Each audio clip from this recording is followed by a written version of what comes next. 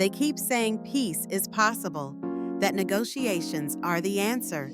But the truth is, they're not negotiating for peace. They're negotiating for position. Since 2022, every so-called peace effort has been held hostage by one thing: the battlefield.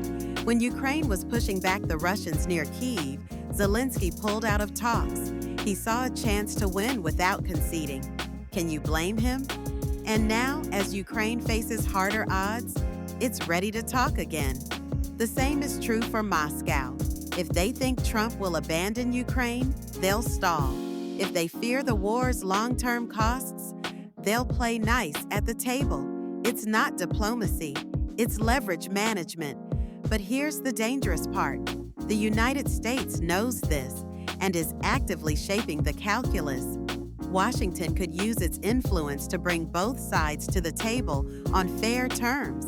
Instead, it's calibrating aid to force a stalemate. Not victory, not defeat. Just enough to keep fighting, not enough to finish it. They're trying to manufacture a scenario where talking looks better than shooting, without asking what kind of peace that produces. And let's talk about Trump.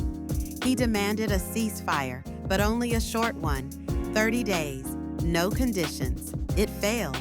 Putin wasn't interested, and the U.S. quickly pivoted from ceasefire mechanics to permanent settlement demands, recognizing Crimea as Russian, ruling out NATO membership for Ukraine. In other words, forget stopping the war. Let's rush to end it on paper, even if the bullets keep flying.